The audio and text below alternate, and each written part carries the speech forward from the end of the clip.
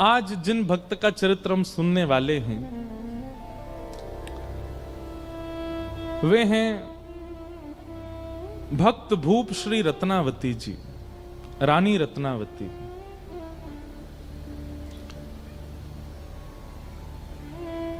भक्त भूप, भूप मतलब राजा, और भूप शब्द किसके लिए प्रयोग होता है ये हमने आज भी बताया, कल भी बताया। जो ठाकुर जी से ज्यादा ठाकुर जी के भक्तन के भक्त हैं। दासानुदासो भवतास्म भूयः, ऐसी भक्त भूप श्री रत्नावती जी।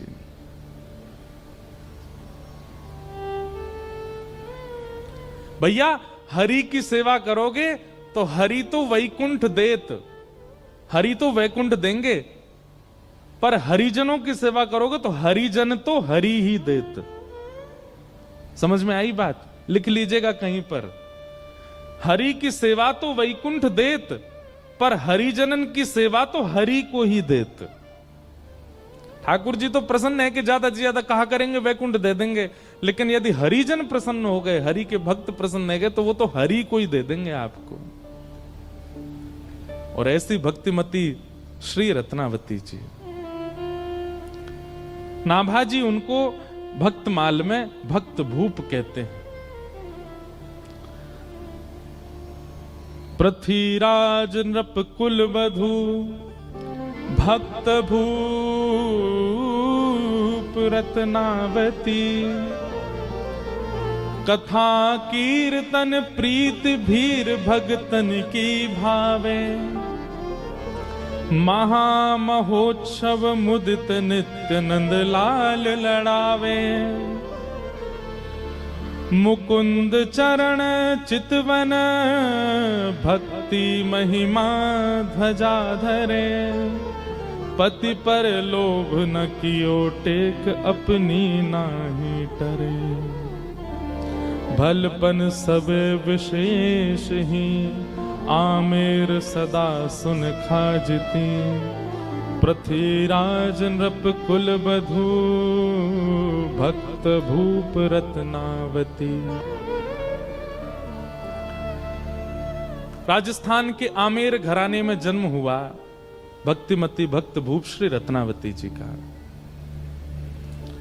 और यहां श्री नाभाजी ने, अब देखो जिनको नाभाजी के बारे में जानना है, जिनको भक्तमाल जी के बारे में जानना है, वो YouTube पर हमारी भक्तमाल सुन लेना।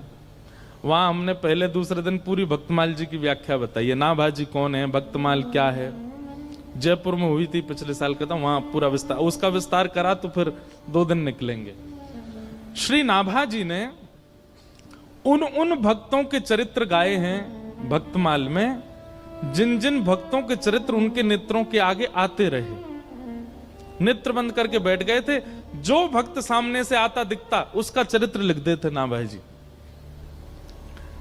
ऐसा वर्णन आता है कि नाभाजी ने सबके चरित्र लिखे, लेकिन ब्रज भक्तों के चरित्र उनके चिंतन में नहीं आए। तब उन्होंने अपने गुरुदेव श्री अग्रदास जी से कहा, हे गुरुदेव, सबरे भक्त मेरे चित्त में आ रहे हैं, पर ये ब्रज के भक्त मेरे चित्त में क्यों नहीं आ रहे? तब उनके गुरुजी ने कहा कि देखो, तुमने भक्तमाल लिखने के प्रारंभ में भगवान के 10 अवतारों की वंदना की थी। मत्स्य, कूर्म, बराह आदि आदि भगवान के 10 अवतारों का तुमने वर्णन किया। बहुत ध्यान से सुनिएगा। अग्रदास जी बोले, तुमने भक्तमाल के प्रारंभ में भगवान के 10 अवतार का वर्णन किया, तो उन 10 अवतारों की जिन जिन भक्तों ने आराधना की वो तुम्हारे चिंतन में आ रहे हैं। और ये ब्रजवारे जो हैं, कहीं 10 अवतार को पूजे ही ना है, या हमारे तुम्हारे चित्त में नहीं आ रहे। ब्रज वाले तो तब आएंगे जब किशोरी जी को वंदन करोगे। तब श्री नाभाजी ने किशोरी जी का यश गाया। और नाभाजी ने नहीं गाया, अग्रदास जी ने पद गाया। मुझे पद याद नहीं तो सुनाता मैं। किशोरी जी के चरणों की वंदना जब अग्रदास जी ने की, तब नाभाजी के चित्त में सबसे पहले दिखाई दिए श्री हितरवंश महाप्रभु। और महाप्रभु जी का चरित्र लिखने के बाद तब दूसरे नंबर पर दिखाई दिए श्री स्वामी हरदास जी महाराज, और तीसरे में उनको दर्शन हुआ श्री हरिराम व्यास। किशोरी जी की वंदना के बाद फिर ब्रज के भक्त उनके चित्त में आने लगे और फिर उनकी रचना, उनके लीलाएं भी वो लिखने लगे। भक्तमाल सामान्य ग्रंथ नहीं है। भक्तमाल में वर्णित कई भक्तों के चरित्र ऐसे ऐसे अद्भुत हैं जिनको पढ़ सुनकर के व्यक्ति का मन कितना भी मलिन क्यों ना हो, पवित्र हो जाएगा। आप हमारे ब्रज वृंदावन में एक चीज देखोगे, जो वहां के साधु महात्मा घूमते रहते हैं ना, उनके गले में देखो कंठी माला, और यहां पे इतने बड़े बड़े ऐसे कंठा से होते हैं, उन पे राधा लिखा होगा या फिर जय श्री कृष्ण लिखा होगा, जय श्री राम लिखा होगा।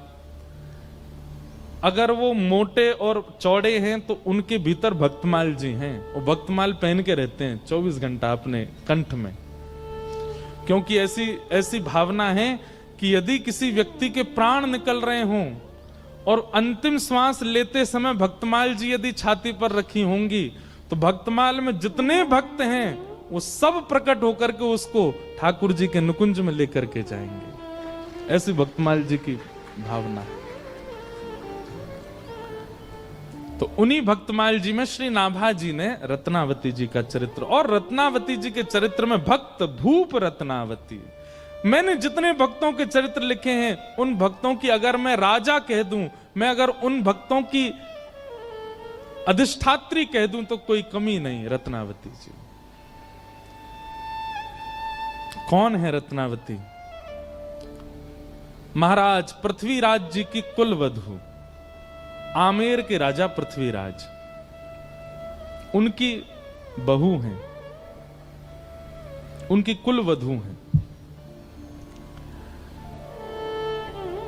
पृथ्वीराज जी भी पहले बहुत वामपंथी थे, बाद में ये भी वैष्णव हो गए। आप लोग वैष्णव का अर्थ क्या लगाते हो? वैष्णव का अर्थ क्या होता है? जो तिलक धारण करे, कंठी माला पहने, तुलसी आराधना करे, एकादशी व्रत करे, नाम जप करे, वो वैष्णव है। ये तो एक परिभाषा है ही। वैष्णव की दूसरी परिभाषा क्या है? सुनिए, जो पुण्य की कामना ना करे, जो देवताओं का यजन अपनी किसी स्वार्थ के लिए ना करे, जो हरि विमुख वस्तुओं को विष के भांति त्याग दे।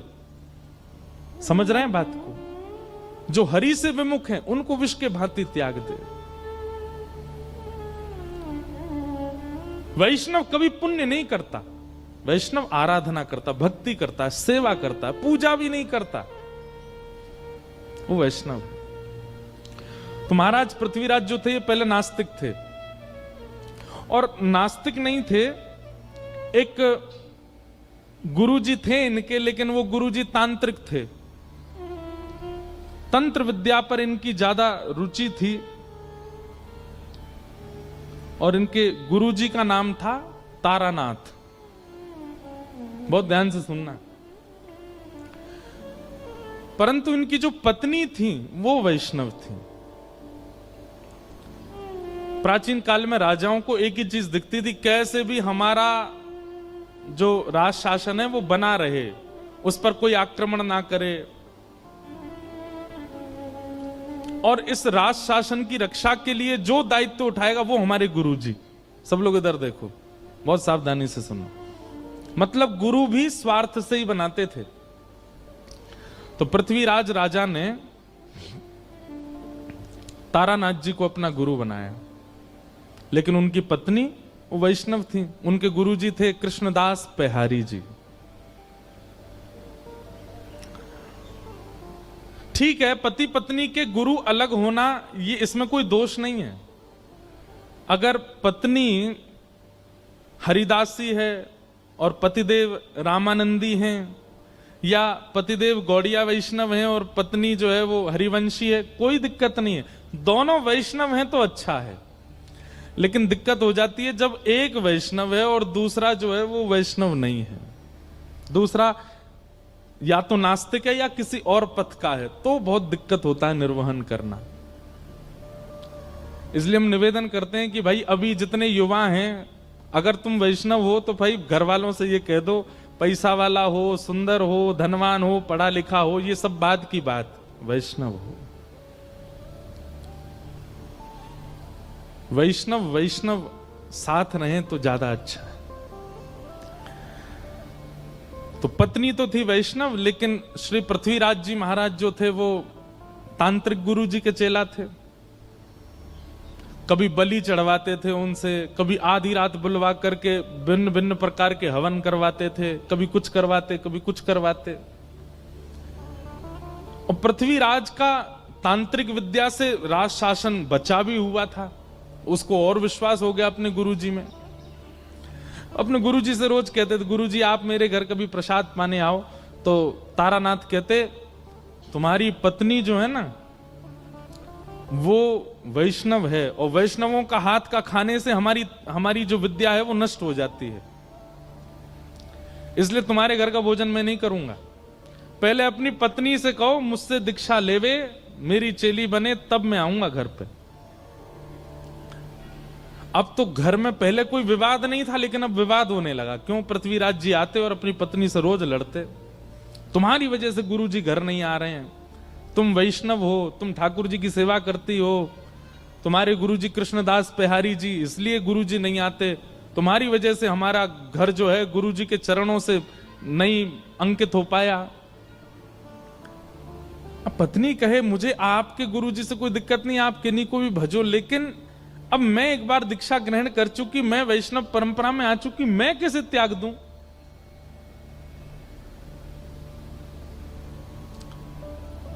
गुरुजी तो घर आते ही नहीं थे। एक समय ऐसा आया कि पृथ्वीराज ने भी घर पर प्रसाद पाना बंद कर दिया, आश्रम जाते गुरुजी के पास ही भोजन करते। अब इससे परेशान हो गई उनकी पत्नी, अब क्या करें? तब एक दिन कृष्णदास पेहारी जी के दर्शन करने के लिए पत्नी गई और उन्होंने जाके चरणों में निवेदन किया, गुरुजी मुझे कोई दिक्कत नहीं कि मेरे पति के गुरुदेव अलग, पर उनकी वजह से घर में ये सब होता है, वो मुझे जबरदस्ती कहते हैं इनसे दीक्षा लो, आप कुछ कृपा करो। कृष्णदास पेहारी जी ने केवल इतना पूछा, तुम्हारे पति के गुरुदेव वैष्णव हैं कि नहीं, ये बताओ। बोले नहीं वैष्णव तो नहीं, वो तो तंत्र विद्या करते हैं, नींबू टांग दो, मिर्ची यूं कर दो, यहां पे ये कर आओ, वहां पे पीछे दिया जलाओ, पीछे मुड़ के मत देखना, ऐसे ऐसे क्रिया करवाते हैं, ये वैष्णव का काम नहीं। और एक बात और बोले आपको, बुरा तो नहीं मानेंगे, आजकल हम सब लोगों का रुझान भी ऐसी जगह बहुत ज्यादा हो गया। कई लोग आते महाराज जी हम बहुत दुखी हैं, हमारे जीवन में बहुत कष्ट है, तो हम उनसे अगर सीधे कहते नाम जप किया करो, ये महाराज जी कुछ नहीं जानते, यूं कह रहे नाम जप करो, लेकिन उनको एक बात कह दो, सुनो आगामी सोमवार से रात के 12 बजे स्नान करना। अच्छा, फिर कोरे वस्त्र पहनना जो पहले नहीं पहने हों, ठीक है, और बाल गीले ही रहने देना, सुखाना मत, कोई है नहीं ऐसे ही है, बाल गीले रहना। अच्छा ठीक है, गीले रहेंगे, शैम्पू लगाएं कि नहीं, लगा लेना। और फिर एक शुद्ध आसन लेना, उस पर बैठ जाना। अच्छा सीधे बोल दिया आसन पर बैठ के नाम जब, तो भी नहीं, आगे 2 पात्र रखना, एक पात्र में पूड़ी रखना, दूसरी पात्र में रोटी रखना, एक पात्र में अचार रखना, दूसरे पात्र, ऐसे 2-4 आइटम बता दो, और फिर बैठ करके हरे कृष्ण कृष्ण कृष्ण हरे हरे, हरे राम राम राम, इसकी 108 माला करना। सांचे गुरु जी हैं, बिल्कुल सही बता, गीले बाल, नए वस्त्र, रात के 12 बजे, बस इसलिए नाम जप हो जाएगा। महाराज जी पूड़ियों का क्या करना है, सुबह उठ करके गैया को खवा देना, तुम्हारे सारे संकट मिट जाएंगे। बस महाराज, दीक्षा कब दे रहे हैं गुरुजी आप तो ज्यादा जानकार हैं। मतलब हमको सीधे कह दिया जाए कि नाम जप से कल्याण होगा, तो हम लोगों में विश्वास नहीं उठता। और वही बात यदि 4 जगह घुमा करके कुछ ऊटपटांग बातें बोल के कह दी जाए तो हम मान लेते हैं।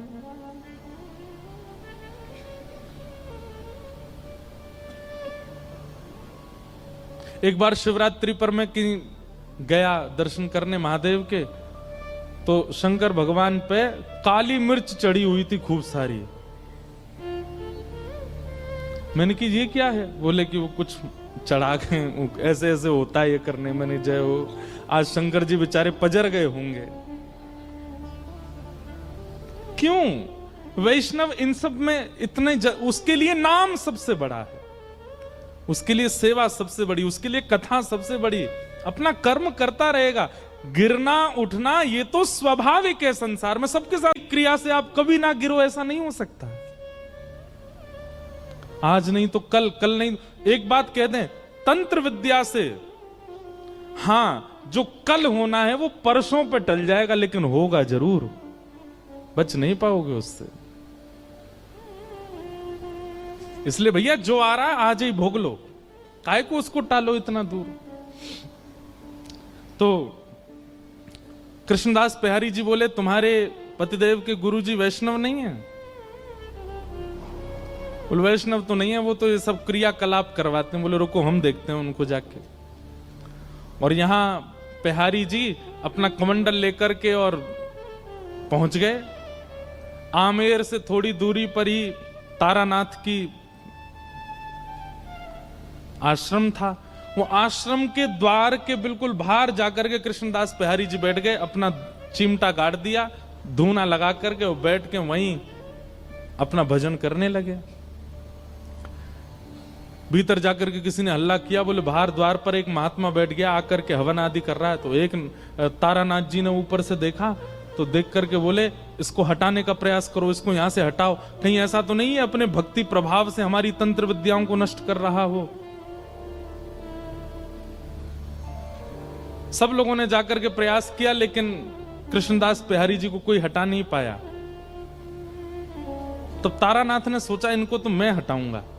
तो उसने क्या किया, अपनी तंत्र विद्या से शेर का रूप धारण किया।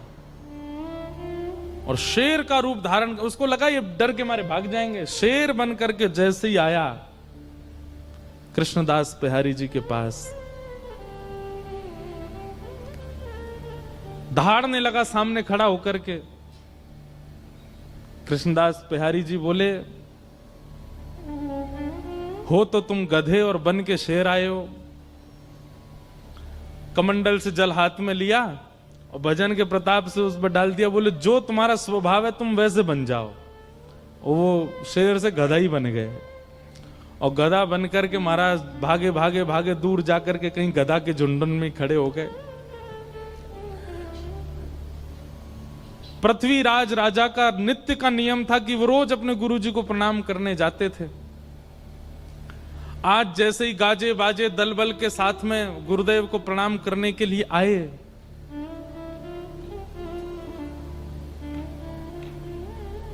तभी पृथ्वीराज राजा ने देखा कि गुरुदेव के आश्रम के द्वार पर कोई महात्मा बैठा है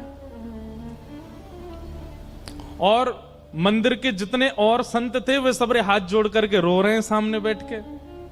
पृथ्वीराज अपने घोड़े से उतरे, बोले कि क्या हुआ और ये महात्मा कौन है, गुरुजी कहां हैं?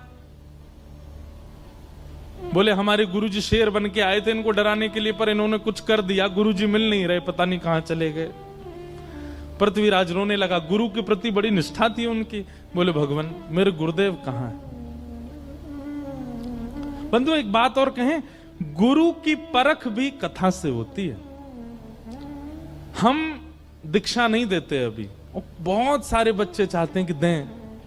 हम कहते पहले कथा सुनो, और कथा सुनते सुनते सुनते सुनते एक दिन ऐसा होगा, या तो स्वप्न में या तो अनुभव में या तो दृष्टि में। अभी क्या होता है कि कथा से आपके ऊपर प्रभाव ऐसा पड़ता है, आपको लगता है यही गुरुजी बढ़िया है, इन्हीं कोई गुरु बनाओ जो कथा सुना रहे हैं। नहीं, ये गुरु शिष्य का संबंध प्रभाव देख करके नहीं करना है। गुरुजी अपने आप आपके चित्त में प्रकट होंगे, अपने आप आपको ऐसा कुछ होगा जिनकी दृष्टि, जिनका स्वभाव, जिनकी चाल चलन, जिनका रूप, जिनकी वाणी आपको स्थिर कर दे। और कोई भावना चित्त में प्रकट ना हो, समझ जाओ वही आपके गुरु हैं। उन्हीं के प्रति गुरु भाव रखो, गुरु निष्ठता रखो।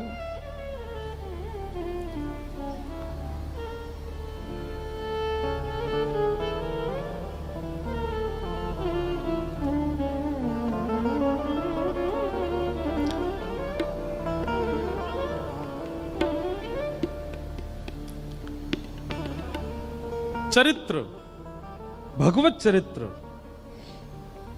और भक्त चरित्र,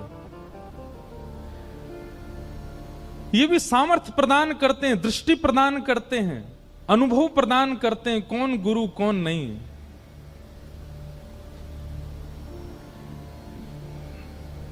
बहुत सावधानी से सुनो।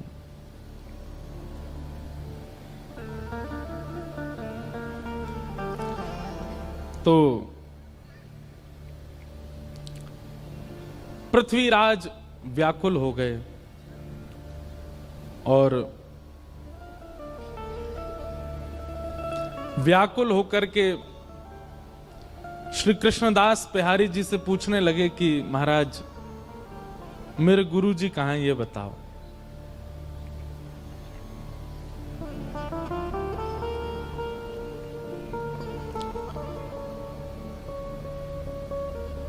मैं निवेदन कर रहा था कि गुरु बोध भी सत्संग कराता है।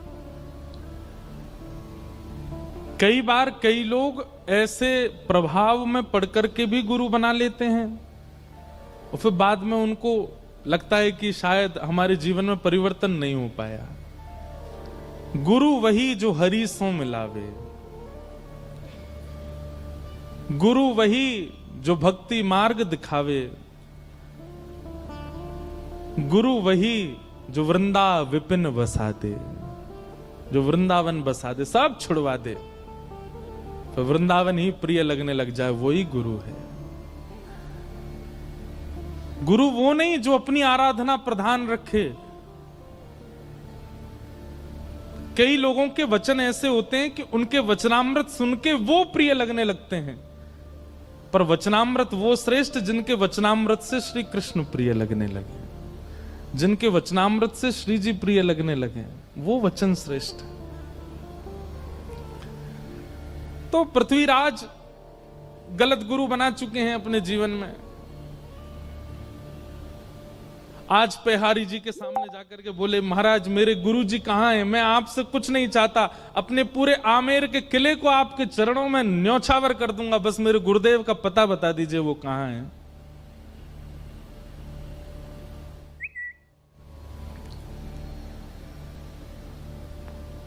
पेहरदास जी बोले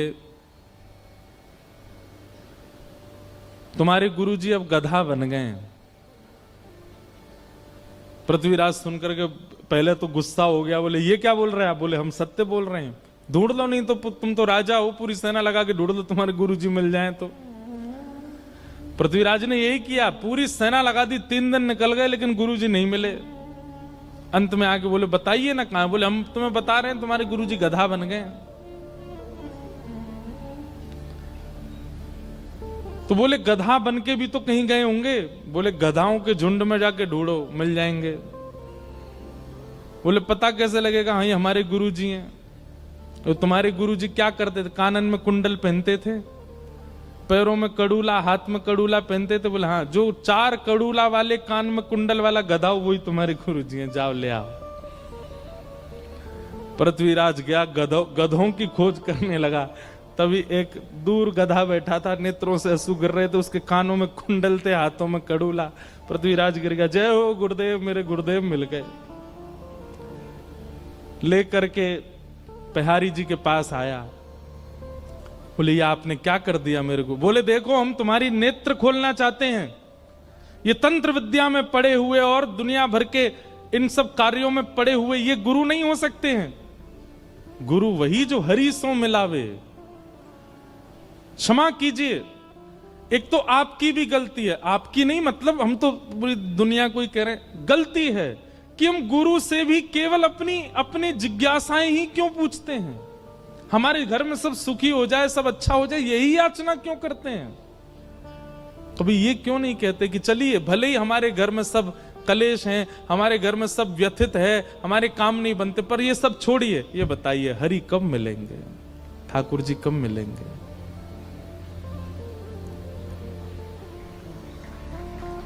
ये पूछिए।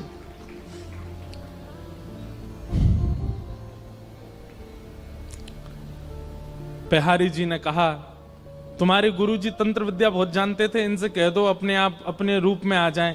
तो गधे को पकड़ के अब पृथ्वीराज कह रहे, गुरुजी आप आ जाइए अपने रूप में, दिखा दीजिए इनको। गुरुजी सिर हिलाने लगे, बोले मैं नहीं आ पा रहा हूं। तो पेहारी जी के चरणों में कहा कि मेरे गुरुदेव को पुनः आप मानव बना दीजिए, मैं वचन देता हूं मैं आपका शिष्य हो जाऊंगा, मैं वैष्णव हो जाऊंगा, पूर्ण वैष्णव हो जाऊंगा। तब पेहारी जी ने कमंडल से जल लेकर के छिड़का और तारानाथ अपने पूर्व रूप में व्यवस्थित हो गए। पृथ्वीराज जी तो क्या दीक्षा लेंगे, तारानाथ ने पहले दीक्षा ली कृष्णदास पेहारी जी से, और अपने जीवन के सारे जो उनके तंत्र आदि थे सब छोड़ दिए, और जीवन भर फिर वैष्णव भाव से हरे कृष्ण कृष्ण नाम महामंत्र में ही रहे। और यह देख करके पृथ्वीराज राजा ने भी उनसे दीक्षा ली। अब घर में मानो जैसे ठाकुर जी किलोल करने लगे, क्योंकि पत्नी भी वैष्णव है और पृथ्वीराज भी वैष्णव हैं, और श्री कृष्णदास पेहारी जी उनके गुरु हैं। पृथ्वीराज नृप कुल वधू भक्त भूप रत्नावती। ऐसे पृथ्वीराज जी की कुल वधू हुई कौन? भक्तमती, भक्त भूप रत्नावती, भक्तों की राजा श्री रत्नावती जी। रत्नावती जी का स्वभाव कैसा है? कथा कीर्तन प्रीत भीर भगतन की भावे। दो प्रकार की भक्ति पद्धति होती हैं, एक तो होती है साधक पद्धति और एक होती है भक्त पद्धति। साधक पद्धति में आप जितना हो सके आपको एकांत में रहना पड़ेगा, ना लोगों से मिलिए, ना किसी के प्रसंग में जाइए, ना किसी को अपने पास बुलाइए, जितना हो सके एकांत में रहकर के भक्ति मार्ग को चुनिए। ये साधक पद्धति है, एकांत वासा। और दूसरी पद्धति होती है भक्ति पद्धति, जो हम लोग कर रहे हैं। भक्ति पद्धति में अकेले नहीं रहना है। इसमें क्या करना है? तो अकेले नहीं रहना, तो कैसी भीड़ में रहना है? बोले हरि नाम गाने वाले, हरि स्मरण करने वाले, हरि तिलक लगाने वाले, हरि जी को भजने वाले, ऐसे चारों ओर इर्द गिर्द वैष्णव बैठे हों, बीच में हम रहें, ऐसों के बीच रहना। कथा कीर्तन प्रीत भीर भगतन की भावे। कथा कीर्तन में रुचि होना और भक्तों की भीड़ देख करके हृदय में अति आनंद होना। इतने सारे वैष्णवों को देख करके मन प्रफुल्लित हो जाए। किसी अन्य के माथे पर वैष्णव तिलक देख करके, कंठ में वैष्णवी माला देख करके आपके चित्त को अत्यंत आनंद होता हो। हम ये बात भैया बहुत कहते हैं कथा में कि जैसे ही कपाट खुलते ही राधा रमन जी को देखते ही आपकी भुजाएं खड़ी हो जाती हैं, रोंगटे खड़े हो जाते हैं, मुख से नाम स्मरण प्रारंभ होता है, बोल राधा रमन लाल की। ऐसे ही राह चलते भाई कोई भक्त को देख करके रेलवे स्टेशन, बस स्टैंड पर या एयरपोर्ट पर कोई वैष्णव देखा और कोई लज्जा ना करी, तुरंत बोले महाराज श्री राधा वल्लभ लाल की। उसके तिलक स्वरूप को देख करके आप इतने प्रसन्न हो गए। समझो अब आप ठाकुर जी के मिलन के बहुत समीप आ चुके हो, क्योंकि जो सुख आपको ठाकुर को देखने में प्राप्त होता है वही सुख आपको वैष्णव भेषधारी को देखने में प्राप्त होता है। जैसे दिल्ली से अमृतसर आने पर माइलस्टोन आते हैं, Amritsar 150 kilometre, Amritsar 50 kilometre, Amritsar 10 kilometre. जैसे जैसे किलोमीटरों के साइन बोर्ड आते हैं राहत मिलती है। ठीक वैसे ही भक्ति पथ पर ये एक साइन बोर्ड है कि एक अन्य वैष्णव को देख करके आपके चित्त को बहुत शीतलता मिलती है, बहुत आनंद मिलता है।